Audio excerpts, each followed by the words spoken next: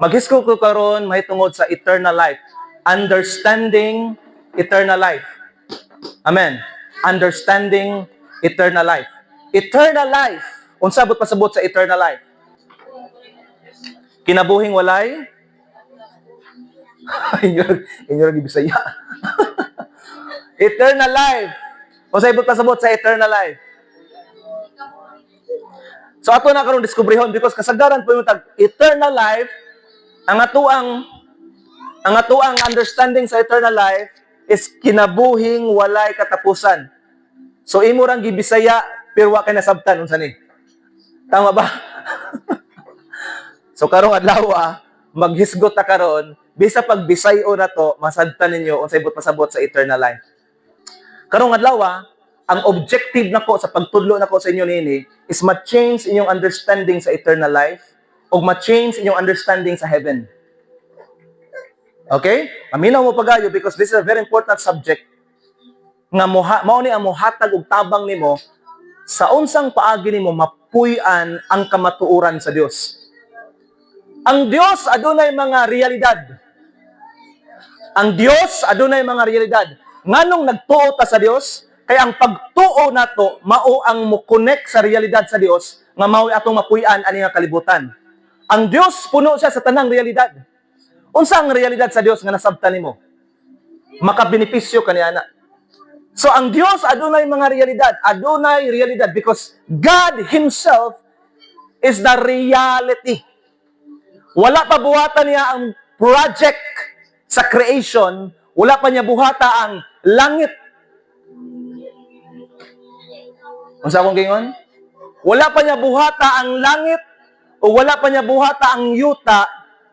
God already exists. Naana siya. So ang iyahang pagkasiya mao ang dapat natong masabtan.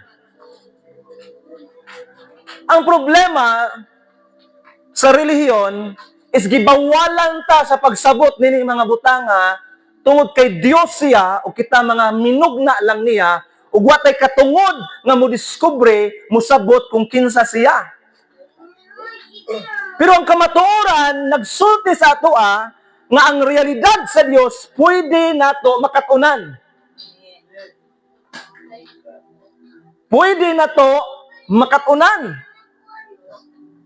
So karong adlaw maghisgot ta unsa ang realidad sa Dios. Unsa ang Dios o kinsa ang Dios kung napatay panahon. Pero karong adlaw mag-deal ko sa subject eternal life. Ang word sa Ginoo nagayon nila John chapter 17 verse 3. 1 to 3 atong masahon. Go. Now this is eternal life, that they know you, the only true God, and Jesus Christ, whom you have sent. Nasabtan ninyo? Ningon si Apostle John, this is eternal life. Ang next na phrase is ang definition. This is eternal life. Mauni ang kinabuhing walay katapusan. Okay. Ang pangutana, unsa ang kinabuhing walay katapusan? Before na ko ihatag sa inyo, nanang tubag diha. Kung makita ninyo, nanang tubag diha. Mangutana usa ko kaninyo karon, unsa inyuhang panabot sa kinabuhing walay katapusan? Unsa?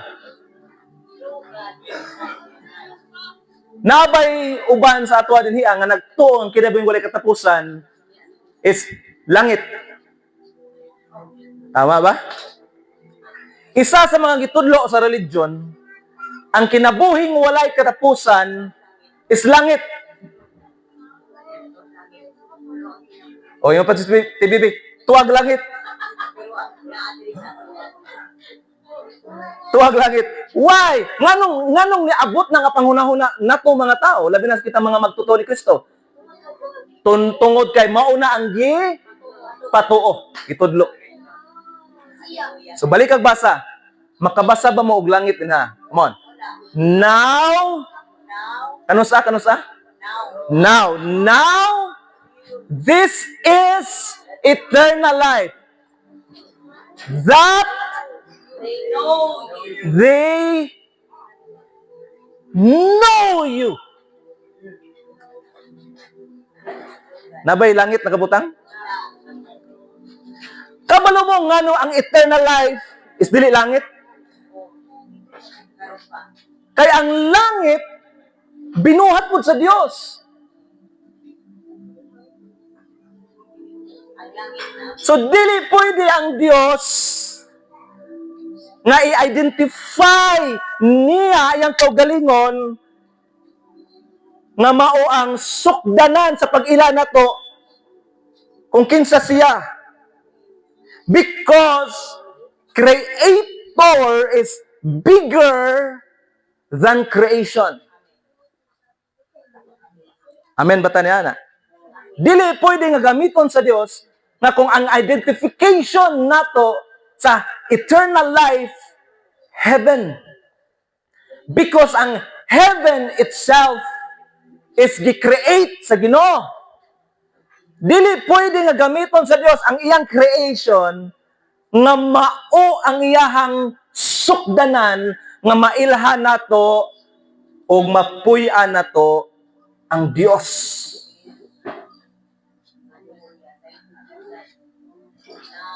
Alright. So, unsa ang eternal life? They know you. Buot pasabot, ang eternal life is to know. To know. Kinsa ang mabalaan na to? That they may know you, the only true God, na isumpay, ayun ninyo putla, and Jesus Christ, whom you have sent. Sa Bisaya niya na, mabalaan kanila ang tinuod nga Dios. Og, naayog, dapat dili putlon. Kasi paano nga putlon ninyo na, mawala ang kalidad kung kinsa si Jesus Christ. That's why kasagaran na uban ng mga kaigsona nato. Nga wala nila ilha nga si Jesus Christ, Dios. Kung dili na to i-appeal si Jesus Christ, mawala ang kalidad sa eternal life. Because part na siya sa definition sa eternal life. Amen ba tanyana? Alright, sa Bisaya, itong bato, basahon. Mao kini ang kinabuhi nga walay katapusan. Mao kini. Mao kini. Amen. Nga ang mga tao musulod anang religion? So karon tanan ninyong mga argumento nga kami mo tinod, kami ang tinod, kami mo sakto. Nawala ani nga kamaturan. Nasabtan ba ko ninyo? Amen. Mao kini ang kinabuhing walay katapusan. Ngaon sa makasulot ta sa nga pundok? Makato ta na nga langit? No. Mao kini ang kinabuhing walay katapusan. Nga kamo kita mga tao makaila. Oh, hallelujah. Makaila.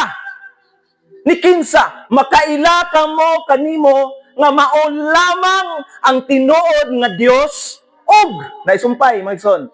Og maila usab nila ako nga si Jesus nga imong gipadala.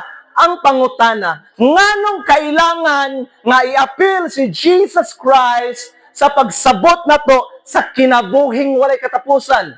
Mao ni ang tubag. Listen to this. Before kumuhatag tubag, nakigabasahon nga verse. Very important verse. Pwede tablihan kang 1 John chapter 5 verse 20. 1 John chapter 5 verse 20. Usa ni siya ka enforcement. I-reinforce na to katong nga verse ganina. Why it is very important when we speak about eternal life, dili na to pwede walaon si Jesus Christ.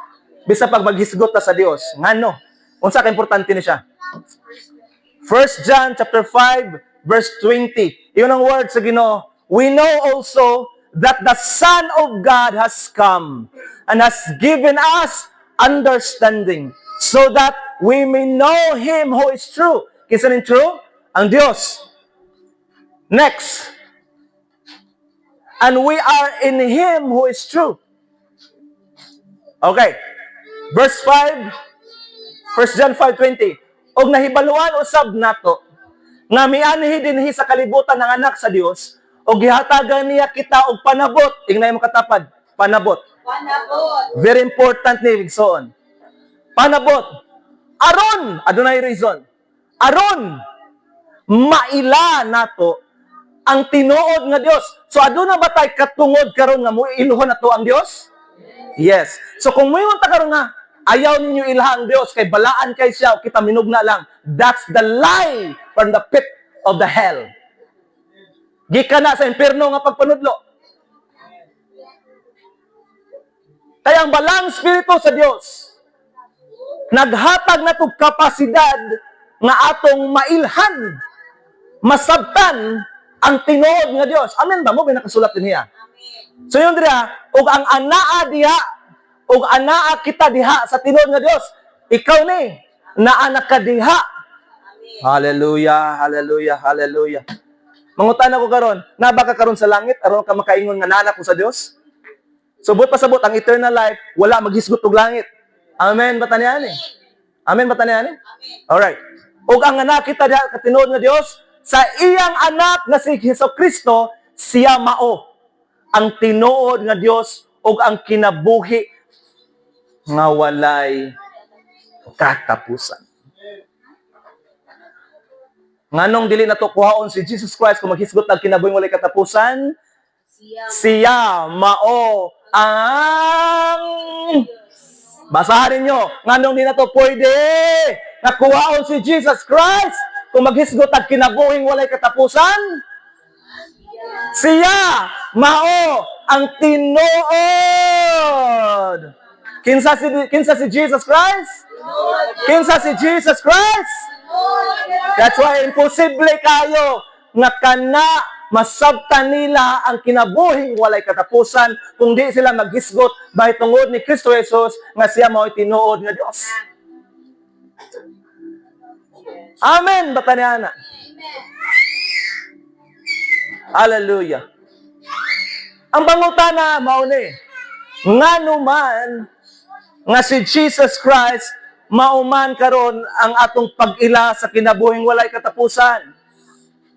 Ngano man kay mao ni ang nagaingon sa pulong sa Ginoo. Pastor, nganong masabtan man nato ang Dios? Itudloan ta mo aron mangutana. Pastor, nganong masabtan man nato ang Dios nga wala may nakakita sa Dios? Wala may nakaila sa Dios ug wala may nakaharong sa iyang atubangan nga iyang nakita gyud ang Dios. Tama ba ko? Sa unsang paagi nato kini mabalaan. Sa unsang paagi nato masabtan nga bisan ang Dios dili maduulan. Iyon siya sa 1 Timothy. God dwells in the approachable light. Dili daw maduulan. So ang argumento nga pwede mahitabo is mao ni. Sa unsang paagi nato mabalaan ang Dios, pastor, nga dili man siya maduulan ug dili man siya makita. Ngano man? Sa unsang paagi nato mabalaan? Alright, gusto mo makabalo sa unsaon? Isulat niyo mga verses ang hiyatag. Hebrews chapter 1, verse 2. Verse 1 and 2. Hebrews chapter 1 and 2. Hebrews chapter 1, verse 1 and 2. Nganong giapil si Jesus Christ sa hisgutanan, may tungod sa kinabuhing walay katapusan, ug ngano man nga mabalaan man nato ang Dios bisan walay nakakita sa iya. Okay? Ngano man. Hebrews chapter 1. Ingon ang words sa Ginoo. God who at various times and various ways spoke in times past to the fathers of the prophets has in these last days spoken to us by His Son, whom He has appointed heir of all things, manununod sa tanang butang, through whom also He made the worlds. Gibuhat niya tanang minugna. who being, kinsa ning who? Si Jesus Christ. Who being the brightness of His glory and the express image of His persons and upholding all things by the word of His power. Sa ubang translation, Jesus Christ is the exact representation of God. Kinsa si Jesus Christ? Exact representation of God. Hallelujah. Ug atong nabasa dito ganina sa 1 John chapter 5 verse 20 sa Cebuano version, og si Kristo mao ang tinuod nga Dios. Atong basahon ni. Kaniadto daghang higayon nga misulti ang Dios ngadto sa atong mga katigulangan, pinaagi sa mga propeta ug sa nagkalain-laing mga pamaagi. Apan niining ulahi ang mga adlaw, nakigsulti siya kanato, pinaagi sa iyang anak. Nakipagsulti siya kanato, pinaagi sa iyang buti pasabot, ato karong masabtan kung kinsa ang Dios. Pinaagi ni Jesus Christ. Amen ba taniana? Pinaagi kaniya, gimugna sa Dios ang tibuok kalibutan, ug siya usab ang iyang pinili nga manag-iya sa tanan. Exact representation of the radiance and the glory of God.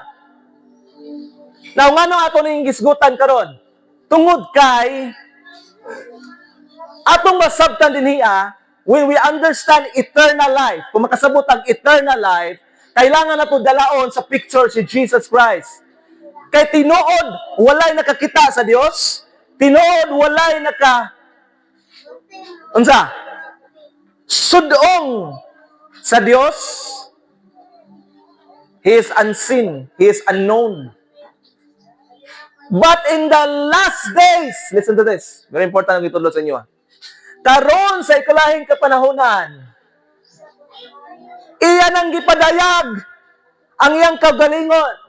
So, ang argumento nga moingon ta nga ang Dios dili nato mabalaan, ang Dios dili nato masabtan, ang Dios dili nato siya makatunan, dili na nakaron relevant. Dili na nakaron hisgutanan. Ang hisgutanan is mao nga ang Dios unsay imong nakatunan sa iya because in this last days si Jesus Christ here, the Son is the radiance of God's glory, the exact representation of His being, ang exact good representation. Kung maghisgot ta karon mahitungod sa Dios, aminaw pa kayo, kung maghisgot ta karon mahitungod sa Dios, ang pinakauna natong pangitaon is si Jesus Christ. Kay si Jesus Christ mao exact representation sa Dios. Amen ba taniya na, maigsoon? Nasabtan? Nasabtan? Balik ta karon sa hisgutanan. Unsa ang but pasabot sa eternal life? Ang eternal life karon is mao ang imuhang pagsabot kang Jesus Christ. Kay diha kang Jesus Christ ang eternal life makita. Amen ba tanihana? So karon inyo nang masabtan karon ang John 3:16. Sige daw, John 3:16. For God so loved the world that He gave His. So karon butangin yung definition that He gave the exact representation of His glory and radiance of His glory, Jesus Christ. Sunod. That whosoever believe in this exact representation, glory of God, will not perish, but have. So karon kasabot mo sa eternal life. Unsa ang eternal life? Mao ang understanding nimo sa Dios. So mauta na ko unsay but masabot, unsay ato masabtan diha sa Dios.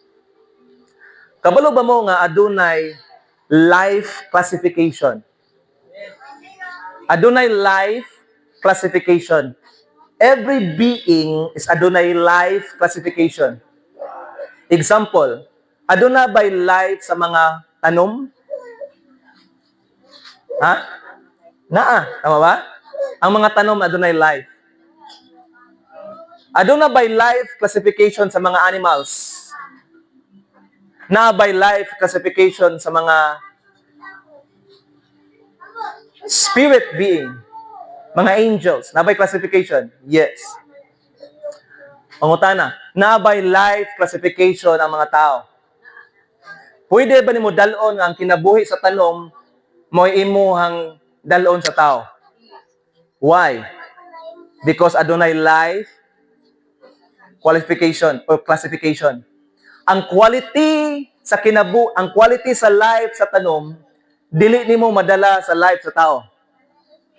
Amen ba taniana? Okay? Ang quality sa life sa mga hayop, dili nimo na madala sa tao. Tama ba ko? That is why, bisan unsa pa nimo kalabi mong iro, sa palabi mong iro, love kay mong iring ka, dili nimo pwede kung absent ka, mo-absent sa ko, ikapoy, kalintura ko. Ming, pwede ba ikaw mo ato sa Davao, Ming? Kaya ikaw mo represent ako sa... Sabi na mo represent sa ako sa Tadeco? Pwede ba dili? Pwede ba dili? Why? Why? Because there is a classification of life. Tama ba ko? So, bisan unsa pagkalab sa imong pet, sa imong iring, iro man na, manok man na, baboy, pohon, mahimo ra gyud po ng karne. Because adunay classification of life. So, buti pa sabot, adunay function ang classification sa life sa tao nga dili mahimo sa iring o sa iro. Tama ba? Amen. Pwede ba moingon si G nga, ay, bilin na to niya ang kwan, iring din sa itong negosyo. Ito pabantayon. Nabi sa pag-test sa kalab, siguro yung mga pets ninyo. Dili na to pwede nga himuong representative. Oh, hallelujah. Pamina mo na yung catch, mo na yung revelation. Dili na to pwede kang gamiton representative. Ang dili na to pareha na classification sa life. Amen? Amen ba tanihana? Alright. That is why, hallelujah, ningon ang old covenant na pinagi sa mga dugo, sa nating karniro, mga hayop, mapasaylo atong sala. But in the last days, dili na mao ang qualification. Kaya ang classification sa Dios nga mopasaylo sa atong mga sala is dili na mga hayop. Kaya ang mga hayop, lahi sila o classification sa life. Amen. So, kinsa karon ang makasulbad sa problema sa Dios kung ang Dios aduna sa standard sa iyang pagka-Dios nga masulbad sa iyang pagka-Dios? Kinsa ang iyang ipadala? But pasabot classification pud sa life sa Dios nga mao si Jesus Christ. So, eternal life is the life of God. Oh, mao na ni karon. Eternal life is not about going to heaven. It's not about entering a religion. Eternal life is about receiving, knowing the life of God. Ang pangutana, kinsa atong mabalaan sa Dios kang Dios dili man makita, dili man ato masabtan, ang exact representative niya sa class, hallelujah, sa classification sa life nga mao ay ang bugtong anak na si Jesus Christ. That is why dili na to pwede walaon si Jesus Christ kung maghisgot ta karon og eternal life, because eternal life is the qualification of the life of God. Nasabtan ninyo kasi pagkasabot sa eternal life? Eternal life is the life of God. Knowing the life of God. in Christ. That's why yung puno sa Ginoo, diha kang Kristo Jesus na nakaibagong kinabuhi. Diha kang Kristo Jesus, ikaw gipasaylo na ka. Because ang reality nga ato makita kung kinsa sa Jesus, mao ang realidad pod sa Dios nga iyahang kamatuoran. Yes. So eternal life is not just going to heaven. Mga tutag langit. Mayon ko sa inyo, mga tutag langit. Pero ang heaven is part sa creation sa Ginoo. Wala pa ang heaven na ng Diyos. Pangutana, asa nagpuyo di ang Diyos kung wala pang heaven? Kabalo na mo sa tubag. Ang Diyos nagpuyo sa? Self. Dati, bebe? Dili, wala pa ganita niya buhata. Wala pa tayo buhata. Wala pang creation. Wala pang heaven. Wala pang earth. Wala pang tao. Asa nagpuyo ang Diyos? Very good. Yung words sa Ginoo, God is light. O yung words sa Timothy, God dwells in the approachable light. Sa lakto ng pag-istorya, nagpuyo ang Diyos sa iyang kaugalingon. Ing ana siya kagamhanan. Amen? Ing ana kagamhanan ng Diyos, nagpuyo siya sa iyang kaugalingon. Nga dili siya kailangan og lugar, kay walay laing lugar na makakontain sa iyang pagkahalangdon. Walay laing lugar na makakontain sa iyang gahom. Bisan ang mga bisan kabalo mo bisan mga anghel sa langit, wala sila makaduol sa trono sa Dios. Magsampong sila. Magsampong sila sa mga mata, magtabon sila sa ilang mga tiil, sa mga pako, ug dili nila makita directly ang radiance sa Ginoo. Buti pasabot, dimension lang sa Dios ay ang gipakita sa heaven, because heaven is throne of God. And earth is His footstool. Walay lain makakontain. Walay lain makakontain sa kinabuhi sa Dios, kundi ang Dios mismo. O kana nga pagka-Dios sa Dios, kinabuhi sa Dios, naa iyang gipahimutan kang Jesus Christ. Amen ba taniyana? So kung mo tag eternal life, this is the life of God. This is eternal life. So pagbayon ta nga, sister, brother, kayo mo namang gireceive si Jesus Christ and Lord and Savior na nakay eternal life. Kung sa'yo pasabot sa eternal life, karon pangutanon ta mo. Ang atong hunahuna, ay salamat, malangit na jud ko. Tinood na malangit ka. Pero aduna pa'y realidad, more than sa malangit ka. Karon nga wa pa ka sa langit. Mapuy-an na nimo ang kinabuhi sa Dios. Yes. Dili ang mga kalibutanong mga butang. Dili ang pagdaog-daog sa yawa. Dili ang mga butang nga gi-practice sa uban. No! Ningon si Apostol Pablo, we are dead to ourselves. Patay na ta sa itong kagalingon. But we are alive in God, in Christ. Patay na ta sa itong kagalingon. Pero buhi na ta karon diha sa Dios na nakay bagong tag-iya. Ang tag-iya nimo dili na ang yawa. That is why kung dili ta makasabot, nakita mga santo ta, dili na to ma-exercise ang eternal life. Unsa ang eternal life, Ate Juby? Unsa eternal? Come on. Yes, life sa Dios. Sa panahon nga nabal-anin mo ang Dios, na nakay kinabuhi sa Dios. Kinabuhi sa Dios. Asa na to nakuha ang kinabuhi sa Dios? Pinaagi ni Kristo Jesus. Amen ba tanini, maigsoon? This is life. This is eternal life. Now, diri ko mag-end. Paminaw pa kayo, diri ko mag-end. Unsa nga quality nga life nga naka? Unsa nga quality nga life nga naka? Quality ba sa animal?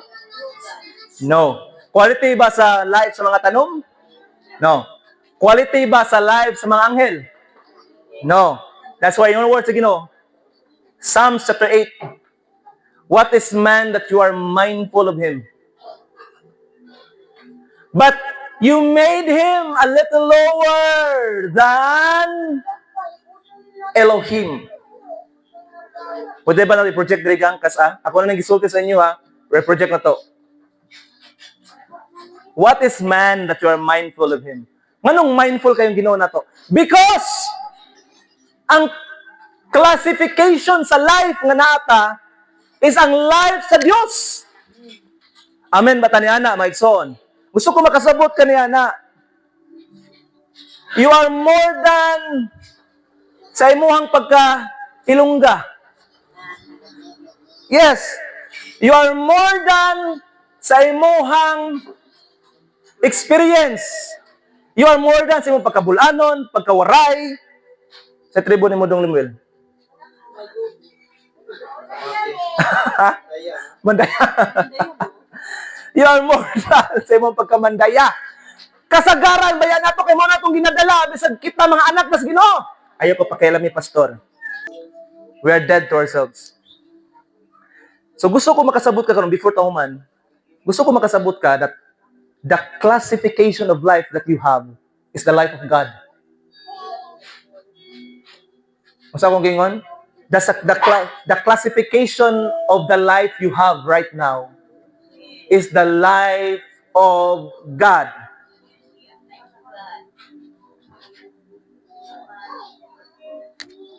Ang panggibuhat mo ako, at ano basahan sa pinasa verse 5 ba nagang? 4. Makapangutana ako sa akong kaugalingon. Okay? Yun si David in the spirit. Muna ang argument sa spirit. Because anything sa Bible is prophetic. Yung words sa Ginoo. Makapangutana ako sa akong kaugalingon. Unsa bang tao nga gihatagan mo man siya bili? O nganong imo man siyang amumahon nga tao raman siya? Next. Apan gibuhat mo siya, ubos lang jutay kanimo. Ano daw?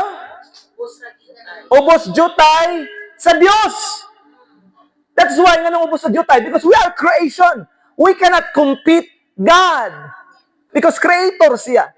So, pero tanawan ninyo ang kalidad sa kinabuhi nga nata. Ubos tabot pasabot. Hallelujah. Ubos ta sa Dios pasabot. Ranking sa spirit.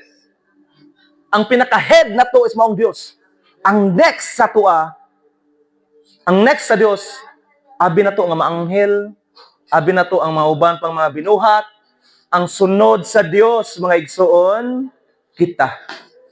O kining atong pagkasunod sa Dios, na atay kinabuhi sa Dios. Nganong nata sa class sa Ginoo? Nganong nata sa classification? No, pag-classify yung class A niya, class A. Papa bito mag-classify na siya og saging dia. Kinikuha niya, class A. Kini class B. Kung ka class B, compare sa class A. Diferensya ba? Diferensya presyo, no? Pag class B, medyo ano ni siya? Barato. Pag class A, mahal. Igsoon, ang classification nimo is nasa kinabuhi sa Dios. So kung magtanaw kasi mong kagalingon, very important na makita nimo ang Dios sa imong kagalingon. You have the class life of God. Gihimo mo siyang jutay kanimo o gipurong-purungan mo sa himaya o kadungganan. Mauni ang kalidad sa kinabuhi nga nakakaigsoon. That is why nganong gamay ta jutay sa mga anghel, kay kita mao ang gitahasan ani nga kalibutan nga ang kinabuhi sa Dios nga naata atong ma-exercise niya sa kalibutan. Diha na ko kutob. Sunod na po na nga topic. Unsay na-receive nimo? Kinabuhi sa Dios. Ang next atong topic, unsay gitagaan ani? Nganong gitagaan tag kinabuhi sa Dios? Nganong gitagaan tag class God class life sa Ginoo? Nganong unsay reason ana? Dihala sa takutob karon. Amen bataniana. So every time mo yung eternal life, this is the life of God because you know Jesus Christ. You know and understand Jesus Christ. The moment ka masabtan mo si Jesus Christ, nasabtan na po nimo ang Dios. Amen bataniana maigsoon? Hallelujah. Can we celebrate God? Pwede ba to sa ulogon ng atong kinabuhing walay katapusan? Ang kinabuhing walay katapusan nga nakakaroon. Every time maghisgot ang kinabuhing walay katapusan, that indicates us in the class life of God. Dili ka class B, dili ka class C, class A. You have the life of God. It's more than heaven. It's more than religion. It's more than anything else in this world. You have the life of God.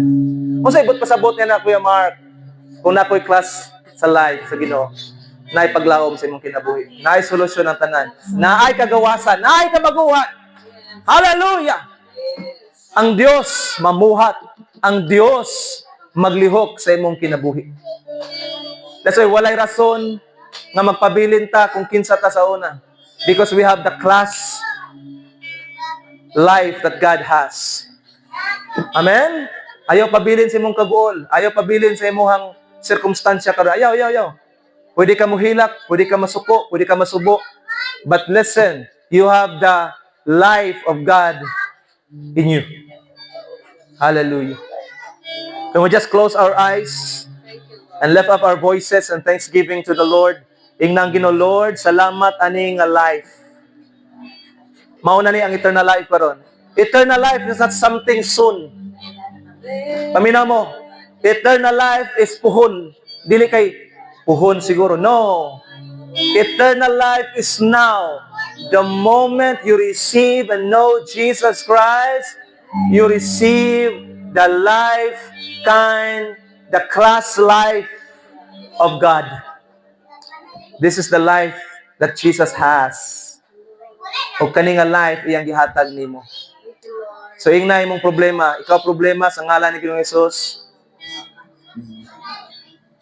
Hunong ka sa akong kinabuhi because walay lain maghari nga life sa kuha.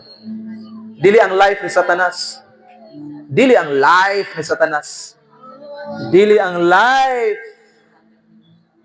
sa kangitngitan. No, the life of God.